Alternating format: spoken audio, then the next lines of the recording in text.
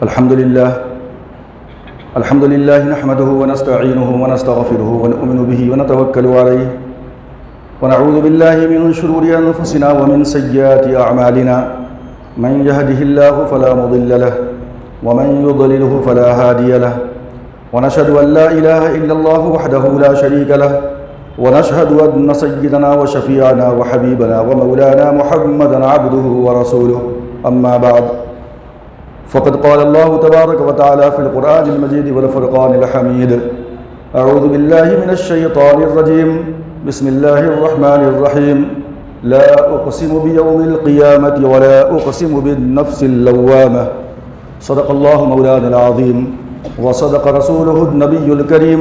ونحن على ذلك لمن الشاهدين والشاكرين والحمد لله رب العالمين.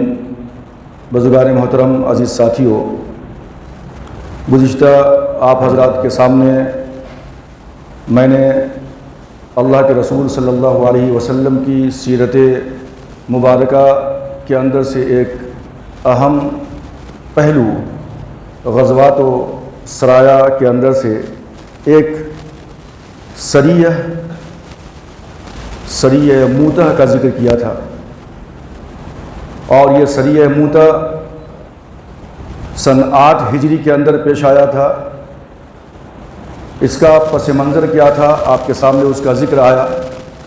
کہ نبی آخر الزمان جناب محمد رسول اللہ صلی اللہ علیہ وسلم نے جب مختلف سربراہان مملکت اور بادشاہوں کو اپنے خطوط لکھے جس کے اندر اسلام کی دعوت دی گئی، تو ان کے اندر سے اللہ کے رسول نے ملک شام کا جو گورنر تھا بصرہ کا، اس کو بھی آپ نے ایک خط لکھا تھا. خط کو لے کر جانے والے اللہ کے رسول کے جو سفیر تھے حارث بن عمیر رضی اللہ تعالیٰ عنہ تھے، اور اہل روم کی جانب سے جو ایز اے گورنر مقرر تھا ملک شام کے اندر، اس نے حضرت حارث بن عمیر رضی اللہ تعالیٰ عنہ کو شہید کر دیا تھا، اور اس گورنر کا نام تھا شرحبیل بن عمرو. یہ بات آپ کے سامنے آ چکی ہے. اللہ کے رسول صلی اللہ علیہ وسلم نے حضرت حارث بن عمیر رضی اللہ تعالیٰ عنہ کی شہادت کا بدلہ لینے کے لیے بطور قصاص کے، یعنی اپنے آدمی کا قصاص لیا جائے، آپ نے 3000 کی جمعیت کو حضرت زید بن حارثہ رضی اللہ تعالیٰ عنہ کی قیادت کے اندر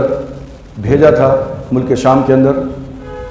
اور وہاں جانے کے بعد پتہ چلا کہ ان کی جمعیت بہت زیادہ ہے، اور 1 لاکھ یا پھر 2 لاکھ لشکر جرار سے 3000 مسلمانوں کی جمعیت نے مقابلہ کیا. اور اس مقابلے کے اندر گزشتہ آپ نے سنا کہ حضرت زید بن حارثہ رضی اللہ تعالیٰ عنہ شہید کر دیے گئے. اس کے بعد حضرت جعفر طیار، حضرت علی رضی اللہ تعالیٰ عنہ کے بڑے بھائی رضی اللہ تعالیٰ عنہ، ان کی شہادت کا واقعہ بھی پیش آیا، اور ان کے دونوں بازو بھی کاٹ دیے گئے تھے. تو اللہ کے رسول نے فرمایا تھا کہ یہ طیار ہیں، یعنی اللہ تبارک و تعالیٰ نے ان کو جنت میں داخل کر دیا، اور 2 پر اللہ نے عطا کیے جس کی بنیاد پہ وہ جنت کے اندر فرشتوں کے ساتھ اڑتے ہوئے نظر آتے ہیں. اس بنیاد پہ ان کا نام طیار پڑ گیا، اڑنے والے یا ذو الجناحین، 2 ونگس والے، 2 پر والے. یہ آپ کا لقب تھا حضرت جعفر ابن ابی طالب رضی اللہ تعالیٰ عنہ کا. تیسری جو شخصیت تھی شہید ہونے والوں کی، وہ شخصیت تھی ایک انصاری صحابی، اللہ کے رسول کے بہت ہی خاص بہترین شاعر، اور عمرۃ القضاء کے موقع سے اللہ کے رسول کی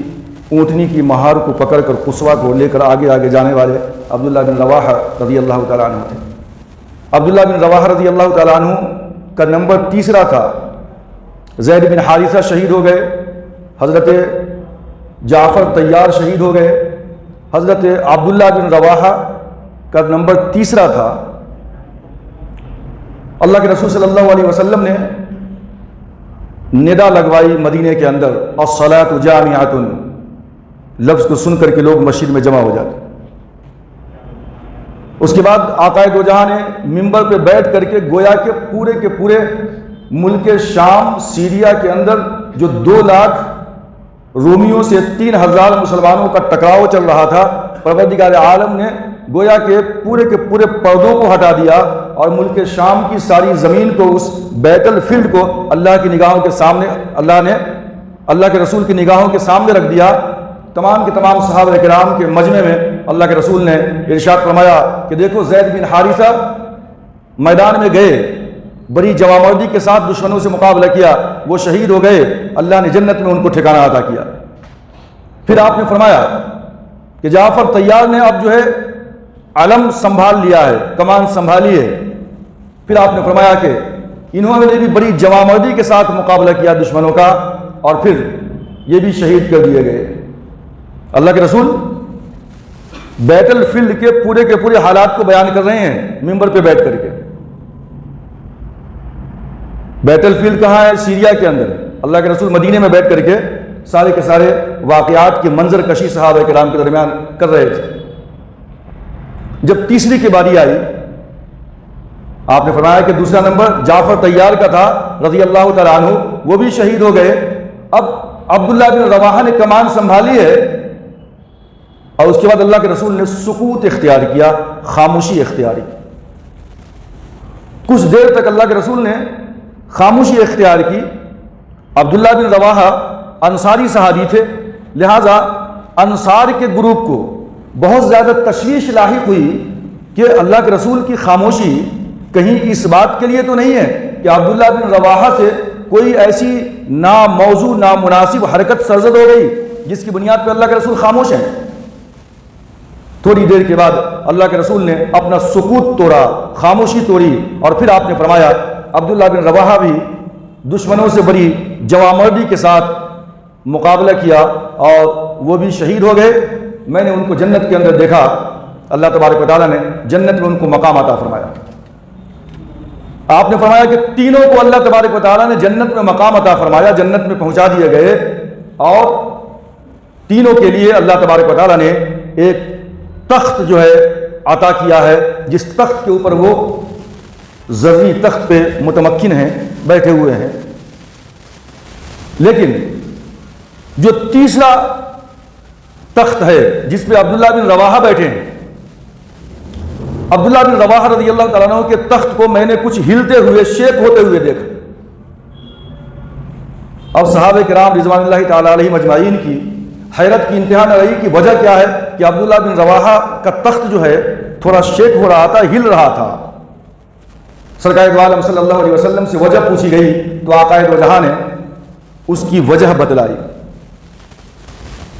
کہ میں خاموش کیوں رہا، اور عبداللہ بن رواحہ رضی اللہ تعالیٰ عنہ کا وہ تخت ہل کیوں رہا تھا۔ اس عالم میں نہیں بلکہ عالم غیب کے اندر، اس دوسری دنیا کے اندر کیا منظر کشی ہو رہی تھی، اللہ کے رسول نے اس کا ذکر کیا۔ آپ نے فرمایا کہ اصل بات یہ تھی کہ جب حضرت زید بن حارثہ کی باری آئی تو بلا کسی جھجک اور تردد کے وہ میدان جنگ میں کود پڑے اور لڑتے ہوئے اپنے آپ کو قربان کر دیا۔ جب حضرت جعفر بن ابی طالب کی باری آئی تو وہ بھی اپنے آپ کو میدان میں انہوں نے جھونک دیا، اور جب عبداللہ بن رواحہ رضی اللہ تعالیٰ عنہ کا نمبر آیا تو یہ بھی میدان جنگ میں تو کود پڑے، لیکن جب یہ زخمی ہوئے، ضرب کاری لگی، تو اس کے بعد پھر دوبارہ اٹیک کرنے کے لیے عبداللہ بن رواحہ رضی اللہ تعالیٰ عنہ نے تھوڑا سا پس و پیش کیا، تھوڑا تردد کیا، کچھ تاخیر کی، اور اسی تاخیر کے درمیان اللہ کے رسول خاموش بیٹھے ہوئے تھے، آپ کچھ نہیں فرما رہے تھے۔ اور اس کے بعد پھر عبداللہ بن رواحہ رضی اللہ تعالیٰ عنہ نے کچھ تردد کے بعد، پس و پیش کے بعد، چونکہ زخم کاری لگا تھا، آگے اٹیک کروں یا نہ کروں، تھوڑی دیر آپ نے تردد کیا، پھر اپنے نفس کو ملامت کیا۔ بڑے بہترین شاعر تھے تو انہوں نے اپنے آپ کو ملامت کیا، اپنے نفس کو، اور کہا کہ اقسمت یا نفس لتنزلنہ کارہۃ او لتطاوعنہ، کہ اے نفس میں قسم کھاتا ہوں کہ تجھے گھوڑے سے نیچے اتر کر اعدائے اسلام کا ڈٹ کر مقابلہ کرنا ہوگا، اور اس بات کے لیے کارہۃ او لتطاوعنہ، یا تو خوشی خوشی تو یہ کام کو انجام دے دے، میدان جنگ میں دشمنوں سے لڑ، مقابلہ کر، اور اپنی جان عزیز کو اللہ کے لیے قربان کر دے خوشی خوشی، اور اگر خوشی خوشی نہیں کرتا ہے تو موت تو بہرکیف آنی ہے، جو موت آنی ہے، جو موت یقینی ہے، ایسی موت سے تجھے نفرت کیوں، کراہت کیوں؟ دنیا کسی کے لیے ہمیشہ رہنے کے لیے نہیں ہے، موت میدان جنگ میں بھی آئے گی، اور میدان جنگ میں تو بچ گیا تو بعد میں بھی جو موت تو آنی ہے، یہ دنیا فانی ہے۔ لہٰذا اگر تمہارا دل چاہے تو بھی اور نہ چاہے تو بھی دونوں صورتوں کے اندر تمہیں اپنے دشمنوں سے مقابلہ کرنا ہے۔ تو اس کے بعد وہ آگے بڑھے اور لڑے، گھوڑے سے نیچے اترے اور پھر اپنی جان عزیز کو اللہ کے راستے کے اندر قربان کر دیا۔ تو اللہ کے رسول نے فرمایا کہ یہ جو تردد تھا، یہ جو پس و پیش آپ نے کیا تھا زخم لگنے کے بعد، میں نے جب ان کو تخت پہ بیٹھے ہوئے دیکھا تو دیکھا کہ ان کا تخت ہل رہا ہے۔ وجہ یہ تھی کہ آدمی اگر دنیا کے اندر کوئی عبادت بغیر پس و پیش کے، بغیر تردد کے، نفس کو مطمئن کر کے بالکل کر بیٹھتا ہے اچانک کوئی عمل، کوئی نیک عمل، عبادت، بغیر کسی پس و پیش کے، بغیر کسی تردد کے عمل کو کر گزرے، عبادت کو کر گزرے، تو اس شخص کی یہ عبادت نفس مطمئنہ کے اندر شمار کی جاتی ہے۔ نفس بالکل مطمئن ہے، اور اگر کسی عبادت کے کرنے میں تردد ہو، آدمی پس و پیش کا شکار ہو جائے، تو پھر ایسی عبادت نفس لوامہ کے اندر داخل ہو جاتی ہے۔ اور اگر تھوڑا تردد کے بعد آدمی اپنے نفس کو ملامت کرے کہ نہیں یہ تو کیا کر رہا ہے، غلط کر رہا ہے کام، اور پھر وہ کر گزرے، تو پھر سے وہ عبادت نفس مطمئنہ کے اندر داخل ہو جاتی ہے۔ تو گویا کہ اس دنیا کے اندر آدمی کے کسی عمل کرنے کے اندر، عبادت کے اندر کوئی تردد ہو، کوئی پس و پیش والا معاملہ آ جائے، تو وہ جو عالم آخرت ہے، اس عالم آخرت کے اندر انسان کا یہ پس و پیش والا عمل، یہ تردد والی جو کیفیت ہے، اللہ تبارک و تعالیٰ اس کو مجسم بنا دیا کرتا ہے، اور اس کو اپنی ظاہری شکل و صورت کے اندر جو ہے وہاں پہ ظاہر کرتا ہے۔ یہاں پہ نظر نہیں آتا، لیکن اس عالم کے اندر انسان کی یہ سوچ، اس کی فکر، اس کا تردد، اس کا پس و پیش کرنا کسی معاملے کے اندر، کسی عبادت کے اندر، اس کو اللہ تبارک و تعالیٰ اس عالم کے اندر، اس دنیا کے اندر مجسم شکل کے اندر اللہ پیش کرتا ہے اور اس کو ظاہر کرتا ہے۔ اللہ کے رسول نے فرمایا کہ یہ جو عبداللہ بن رواحہ کا تردد تھا، جو پس و پیش کر رہے تھے وہ آگے بڑھنے میں، اللہ تبارک و تعالیٰ نے اسی کو مجسم کر کے اس عالم کے اندر مجھے بتلا دیا کہ تخت پہ تو بیٹھے ہیں، لیکن وہ تخت ذرا شیک ہونے لگا تھا، اور اس کے بعد پھر انہیں نفس کو ملامت کیا، اس کے بعد پھر وہ عمل ان کا نفس مطمئنہ میں داخل ہو گیا، جس کو قرآن نے کہا کہ یا ایتھا النفس المطمئنہ ارجعی الی ربک راضیۃ مرضیہ، یعنی موت کے وقت جب آدمی نیک ہوتا ہے تو اس کا قلب، اس کا دل اتنا مطمئن ہوتا ہے کہ وہ اللہ سے ملاقات کے لیے بخوشی جو ہے جانے کے لیے تیار ہو جاتا ہے۔ لیکن اگر نفس اس کا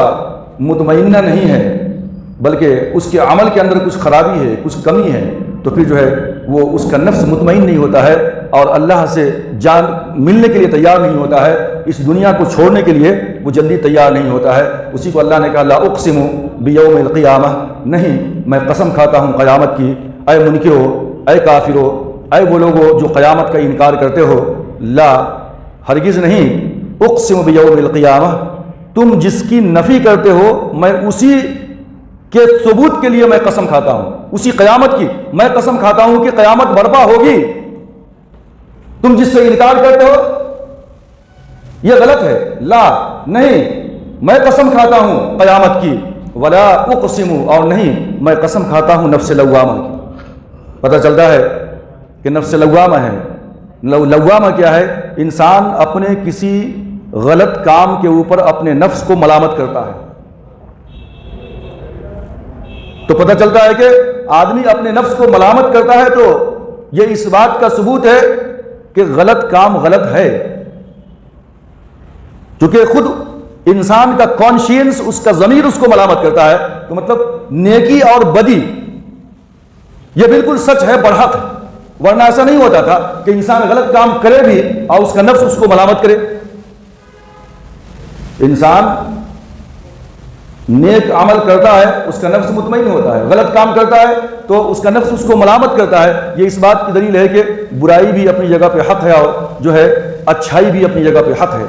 اور اچھائی یا برائی اس کا جو بھی بدلہ ملنے والا ہے، ظاہر سی بات ہے کہ کسی ایک اور عالم کو جو ہے نقشے کے اندر، ظہور کے اندر لانا پڑے گا، جہاں پہ انسان کو اچھے اور برے اعمال کی سزا و جزا اس کو ملنی چاہیے۔ اس لیے اللہ نے قیامت کی قسم کھائی کہ قیامت برحق ہوگی، اور وہاں نفس لوامہ اور نفس مطمئنہ کے مطابق انسان کو اپنے اپنے اعمال کے حساب سے جزا و سزا دیے جائیں گے۔ یہ جو میں نے واقعہ آپ کے سامنے ذکر کیا حدیث کا، اللہ کے رسول نے اس دنیا کے عمل کو، ایک عبادت کو جس کے اندر تھوڑا تردد ہو گیا، اللہ نے اس عالم کے اندر پورے کے پورے مجسم کے ساتھ، جسم کے ساتھ اس کو پیش کیا اللہ کے رسول کے سامنے۔ ہندوستان کے اندر محمود غزنوی کا نام آپ نے سنا ہے، جانتے ہیں، بہت بڑا بادشاہ گزرا ہے۔ 1001 عیسوی سے لے کر کے 1027 عیسوی تک آپ نے تاریخ پڑھی ہے کہ ہندوستان کے اوپر 17 ٹائمز اس نے حملہ کیا ہے، اور کبھی بھی وہ شکست نہیں کھایا۔ یہ اس کی تاریخ ہے محمود غزنوی کی۔ افغانستان کے اندر ایک ایریا ہے غزنہ، وہاں کا رہنے والا تھا یہ، اور وہاں کا ایک ترک حکمراں مسلمان ناصر الدین سبکتگین، اس کا بیٹا تھا یہ محمود غزنوی۔ تو گویا کہ محمود غزنوی نے ہندوستان کے اوپر باضابطہ حکومت کی ہے۔ اب محمود غزنوی سے پہلے تقریباً عرب حکمراں تھے ہندوستان کے بہت سارے خطوں کے اندر۔ حضرت سیدنا عمر فاروق رضی اللہ تعالیٰ عنہ کے زمانے کے اندر ہی صحابہ ممبئی کے چیمبور علاقے کے اندر، تھانہ علاقے کے اندر پہنچ گئے تھے۔ 15 ہجری کے اندر، ابھی ہم لوگ 8 ہجری کی بات کر رہے ہیں، غزوہ موتہ کی، اور اللہ کے رسول کے بعد ابو بکر صدیق رضی اللہ تعالیٰ عنہ، اور اس کے بعد حضرت عمر فاروق رضی اللہ تعالیٰ عنہ کی خلافت 15 ہجری کے اندر عمان کے اور بحرین کے گورنر تھے عثمان بن ابی العاص۔ عثمان بن ابی العاص گورنر بحرین نے، عمان نے اپنے بھائی حکم ابن ابی العاص کو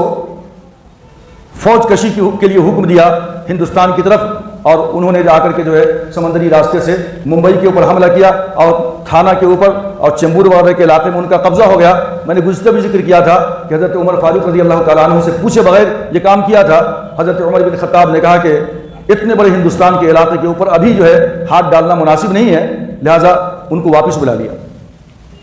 تو گویا کہ 15 ہجری کے اندر صحابہ کے قدم ممبئی تک پہنچ گئے تھے، اور اس کے بعد پھر حضرت علی رضی اللہ تعالیٰ عنہ کے زمانے میں ایک مشہور شخصیت تھی حارث بن نمرہ یا نمیرہ، انہوں نے جو ہے سیستان کے علاقے سے ہندوستان کے اندر گھسے ہیں، وہ سندھ وغیرہ اور مالوا گجرات وغیرہ کے علاقے کے اندر انہوں نے بھی حملہ کیا ہے۔ حضرت علی رضی اللہ تعالیٰ عنہ کا دور ہے۔ اس کے بعد حضرت امیر معاویہ رضی اللہ تعالیٰ عنہ سن 44 عیسوی، یعنی 44 سمجھیے کہ ہجری عیسوی نہیں، اس موقع سے امیر معاویہ رضی اللہ تعالیٰ عنہ نے جو ہے سندھ کا جو گورنر ہے،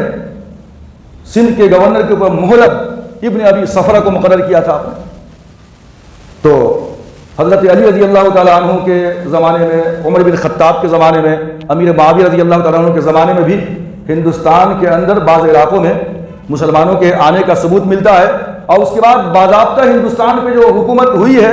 سندھ وغیرہ کے علاقے کے اندر، آپ جانتے ہیں کہ جب حضرت عمر بن خطاب رضی اللہ تعالیٰ عنہ کے زمانے میں ایران کا علاقہ فتح ہو گیا تھا، مسلمانوں کے زیر نگین آ گیا تھا، گویا کہ یہ سرحد ایران کی اور یہ سندھ وغیرہ پنجاب کی جو ہے تقریباً مل گئی تھی، جس کی بنیاد پہ بہت سارے جو اسلامی ممالک کے بدماش ہوا کرتے تھے، لٹیرے، وہ ہندوستان کے اندر گھس جایا کرتے تھے۔ سندھ وغیرہ کے علاقے کے اندر راجہ داہر تھا، وہ اس کو کنٹرول نہیں کر پاتا تھا۔ پھر یہ جو ہے ہندوستان کے سندھ وغیرہ کے ڈاکو وغیرہ مل کر کے، بحری ڈاکو، سمندری کی جہاز کو، کشتیوں کو لوٹا کرتے تھے، دونوں مل کر کے لوٹا کرتے تھے۔ ایران سے اگر کوئی سمندری جہاز جاتا عرب کی طرف تو اس کو لوٹ لیا کرتے، اور اسی بنیاد پہ حجاج بن یوسف نے اپنے چچیرے بھائی اور اپنا داماد محمد بن قاسم، جن کی عمر 17 سال تھی، اس کو جو ہے راجہ داہر کے خلاف جو ہے ایک فوج دے کر کے روانہ کیا تھا، 93 ہجری کا واقعہ ہے اور 713 کا واقعہ ہے عیسوی کا۔ 93 ہجری 713 عیسوی کے اندر محمد بن قاسم نے سندھ کے علاقے پہ حملہ کیا، راجہ داہر اس کے اندر مارا گیا، اور کچھ سالوں تک، مشکل سے بمشکل 3 سالوں تک جو ہے محمد بن قاسم جو ہے سندھ کے علاقے میں اور ادھر کشمیر تک، قنوج تک، پنجاب، پورا علاقہ پہ ان کا قبضہ ہو گیا تھا۔ اور اس کے بعد پھر یہ زمانہ تھا ولید بن عبد الملک کا۔ ولید بن عبد الملک کے بعد جب اس کا بھائی سلیمان بن عبد الملک آیا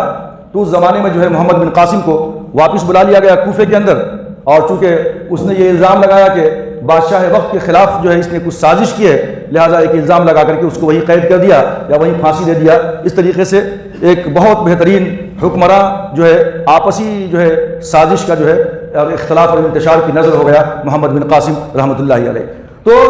713 عیسوی کا یہ واقعہ ہے۔ اس 713 سے آپ اگر شمار کریں تو محمود غزنوی نے جب حملہ کیا ہے افغانستان سے آ کر کے، تو یہ میں نے کہا تھا کہ 1001 عیسوی ہے، تو آلموسٹ 300 سال تک عربوں نے جو ہے حکومت کیا ہے، اور گجرات کا علاقہ، سندھ کا علاقہ، پنجاب کا علاقہ، ان علاقوں کے اوپر تقریباً 300 سال تک یہ عرب رہے ہیں۔ اور اس کے بعد یہ غزنوی خاندان کا داخلہ ہوا ہے ہندوستان کے اندر، اور غزنوی خاندان میں تقریباً یعنی 1001 میں یہ داخل ہوا ہے محمود غزنوی، اور 1187 عیسوی تک انہی کے خاندان کی حکومت رہی ہے۔ 1025 کے اندر اس نے سومناتھ مندر کے اوپر حملہ کیا تھا، مشہور ہے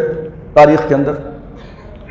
جب سومناتھ مندر پہ اس نے حملہ کیا تھا اور تمام بتوں کو توڑ ڈالا تھا، اور شہر پہ، سومناتھ شہر پہ اس کا قبضہ ہو گیا تھا، گجرات کے اندر ساحلی علاقہ تھا، بڑا خوبصورت، بڑا پر رونق، بہت مالدار علاقہ، تو اب جو ہے ایک بہت بڑا بت تھا،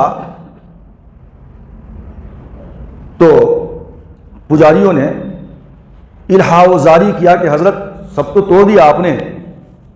اس ایک کو چھوڑ دیجئے، اس ایک بت کے بدلے میں جتنا سونا ہوتا ہے میں آپ کو دیتا ہوں۔ پجاریوں نے کہا۔ محمود غزنوی نے اپنے ارکان سلطنت سے مشورہ کیا تو انہوں نے کہا کہ بھائی شہر پہ ہمارا قبضہ ہو گیا، اب یہ ایک بت کا مسئلہ ہے اور اس کے بدلے میں اتنا سارا سونا ہمیں مل رہا ہے، اس کو ہم خرچ کریں گے اپنی فوج کے اوپر، اسلامی فوج طاقتور بنے گی، لہذا بت کو چھوڑ دیا جائے اور اس کے وزن کے بقدر سونا لے لیا جائے۔ محمود غزنوی نے کہا، ابھی کچھ کہا نہیں تھا، وہاں ایک شخصیت تھی مسعود غازی کی، اس نے کہا کہ حضرت اب تک تو محمود غزنوی کے بارے میں یہ مشہور تھا کہ محمود غزنوی بت شکن ہے، بتوں کو توڑنے والا ہے، لیکن اگر آپ یہ عمل کرتے ہیں اور اس کو چھوڑ دیتے ہیں، اس بت کو، اور اس کے بدلے میں جو ہے آپ سونا لے لیتے ہیں، تو اب آئندہ تاریخ کے اندر محمود غزنوی بت شکن نہیں بلکہ بت فروش، بتوں کو بیچنا والا مشہور ہو جائے گا تاریخ کے اندر۔ اب محمود غزنوی تذبذب کے شکار ہو گئے، کہا کہ کیا کیا جائے، ظہر کے وقت، دوپہر میں شاید قیلولہ کے لیے یا پھر سو گئے وہ، تو اب خواب دیکھتے ہیں محمود غزنوی، خواب میں یہ دیکھ رہے ہیں کہ ایک فرشتہ آتا ہے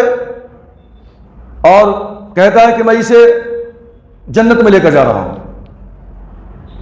دوسرا فرشتہ آ کر کے بحث کرتا ہے کہ نہیں نہیں، اس کو میں جہنم میں لے کر کے جا رہا ہوں۔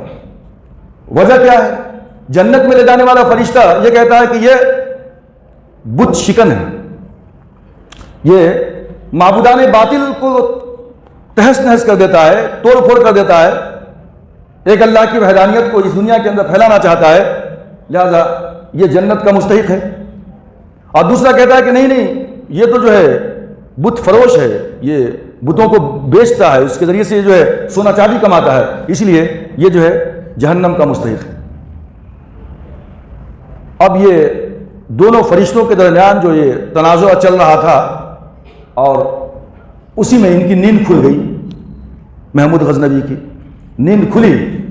اور اس کے بعد اٹھ کر کے آئے، فوراً جو ہے حکم دیا کہ اس بت کو بھی جو ہے توڑ دیا جائے۔ جب اس کو توڑا گیا تو اس بت کے مقابلے میں جو سونا ان کو دیا جا رہا تھا اس سے کہیں زیادہ ہیرے جواہرات اس بت کے اندر سے نکلے، کئی گنا زیادہ۔ اللہ تبارک و تعالیٰ نے ان کو مال عطا کیا۔ یہ واقعہ مولانا ادریس کاندھلوی نے اپنی کتاب سیرت المصطفیٰ کے اندر لکھی ہے، اور یہ بتلانے کی کوشش کی جا رہی ہے اس کے اندر بھی کہ میں نے ابھی حضرت عبداللہ بن رواحہ رضی اللہ تعالیٰ عنہ کا آپ کے سامنے حدیث کہ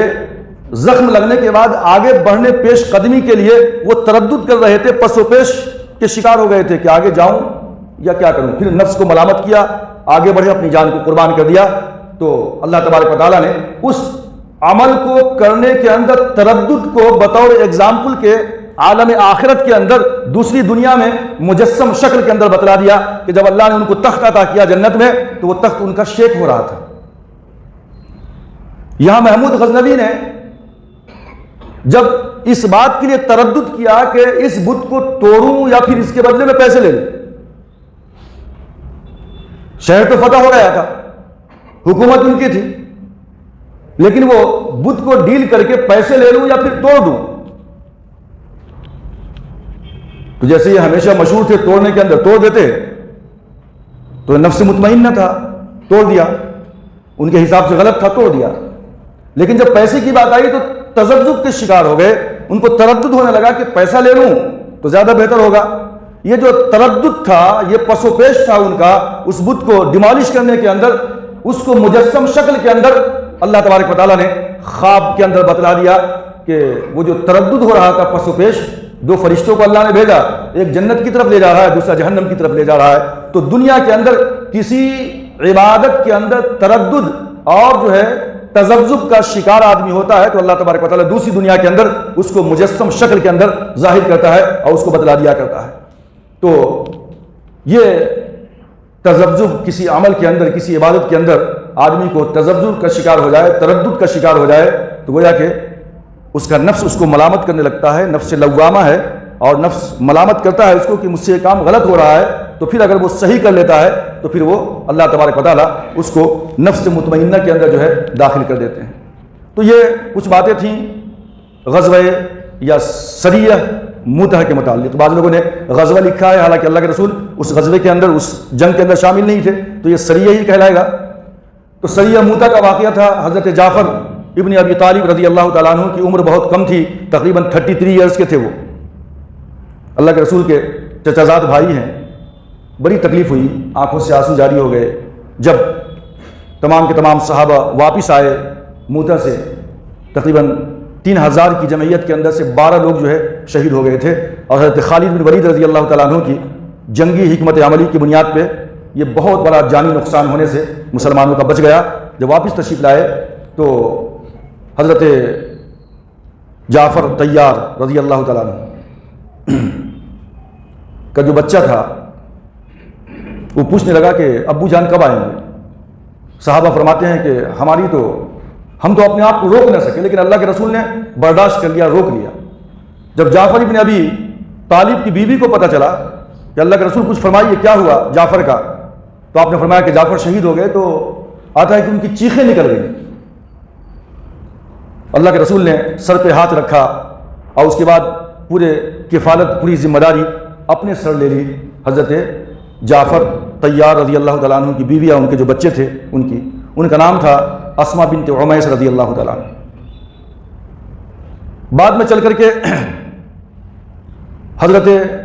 ابو بکر صدیق رضی اللہ تعالیٰ عنہ نے اسما بنت عمیس رضی اللہ تعالیٰ عنہ سے شادی کر لیا، جو بیوہ ہوئی تھی حضرت جعفر طیار رضی اللہ تعالیٰ عنہ۔ اب عجیب معاملہ تھا کہ حضرت فاطمہ الزہرا رضی اللہ تعالیٰ عنہ بیمار پڑی، تو کہ دیورانی جیٹھانی ہو گئی تھی نا، حضرت علی رضی اللہ تعالیٰ عنہ کی اہلیہ فاطمہ الزہرا رضی اللہ تعالیٰ عنہ، اور بڑے بھائی کی اہلیہ اسما بنت عمیس۔ اب ان کی شہادت ہو گئی تو اسما بنت عمیس حضرت ابو بکر صدیق رضی اللہ تعالیٰ عنہ کے نکاح میں آ گئی۔ حضرت ابو بکر صدیق رضی اللہ تعالیٰ عنہ اسلام سے پہلے 2 نکاح تھے ان کے، جس سے حضرت اسما ایک نکاح اور حضرت جو ہے عبد الرحمن تھے، عبداللہ تھے، اسما اور عبداللہ پہلی بیوی تھی۔ قتیلہ نام تھا ان کا، قتیلہ بنت عزہ۔ اس کے بعد دوسری بیوی تھی ام رومان، جسے حضرت عائشہ رضی اللہ تعالیٰ عنہ تھی، اور حضرت عبد الرحمن تھے، یہ دوسری بیوی۔ یہ دونوں جاہلیت کے نکاح ہیں۔ اور اس کے بعد جو اسلام والے نکاح ہیں، اس کے اندر سے یہ حضرت جعفر طیار رضی اللہ تعالیٰ عنہ کی بیوہ اسماء بنت عمیس رضی اللہ تعالیٰ عنہ ہیں، اور ان کے بعد ایک اور ہے حبیبہ نام ہے ان کا۔ دو نکاح ان کے بعد میں تھے، اور یہی اسماء بنت عمیس ہیں کہ جن سے ایک لڑکا ہوا ہے حضرت ابوبکر صدیق رضی اللہ تعالیٰ عنہ کو، اور وہی ہے محمد ابن ابی بکر رضی اللہ تعالیٰ عنہ۔ عجیب اتفاق ہے کہ حضرت فاطمہ الزہرا جب بیمار پڑی تو اسماء بنت عمیس ابوبکر صدیق رضی اللہ تعالیٰ عنہ کے نکاح میں ہے، اور بڑی خدمت کیا ہے فاطمہ الزہرا رضی اللہ تعالیٰ عنہ۔ اور اس کے بعد حضرت ابوبکر صدیق رضی اللہ تعالیٰ عنہ کا جب انتقال ہو گیا تو پھر اسماء بنت عمیس سے حضرت علی رضی اللہ تعالیٰ عنہ نے جو ہے شادی کر لی، اور محمد ابن ابی بکر جو تھے ابوبکر صدیق رضی اللہ عنہ کے بیٹے اسماء بنت عمیس سے حضرت علی رضی اللہ تعالیٰ عنہ نے جو ہے ان کی تربیت کی، ان کی پرورش کی۔ اور ابوبکر صدیق رضی اللہ تعالیٰ عنہ نے اللہ کے رسول کے بعد، یعنی جب ان کا نکاح ہو گیا اسماء بنت عمیس سے، تو جعفر طیار کے تمام بچوں کو حضرت ابوبکر صدیق رضی اللہ تعالیٰ عنہ نے جو ہے اپنی پرورش میں لے لیا تھا۔ پھر جو ہے جب محمد ابن ابی بکر پیدا ہوئے اور حضرت ابوبکر صدیق رضی اللہ تعالیٰ عنہ کی وفات ہو گئی، تو حضرت علی رضی اللہ تعالیٰ عنہ کی شادی جب فاطمہ الزہرا کے انتقال کے بعد ہوئی اسماء بنت عمیس سے، تو محمد ابن ابی بکر کی پرورش جو ہے حضرت علی کرم اللہ وجہہ نے جو ہے کیا تھا۔ تو یہ کچھ باتیں تھیں غزوہ یا سریہ موتا کے متعلق۔ اب اس کے بعد جو ہے دو سریہ اور ہے چھوٹا چھوٹا، اور اس کے بعد اسی سن 8 ہجری کے اندر فتح مکہ کا ذکر ہے۔ تو انشاءاللہ تبارک و تعالیٰ مزید ہماری گفتگو کا سلسلہ آگے بھی جاری رہے گا۔ وقت کا دامن تنگ ہے، اس لیے میں اپنی بات کو یہیں پہ اکتفا کرتا ہوں۔ اللہ تبارک و تعالیٰ سے دعا ہے کہ اللہ تعالیٰ ہم تمام لوگوں کو صحابہ کرام رضوان اللہ تعالیٰ علیہم اجمعین کی جیسی جرأت، ہمت اور شجاعت عطا فرمائے۔ آمین۔ وآخر الدعوانا ان الحمد للہ رب العالمین۔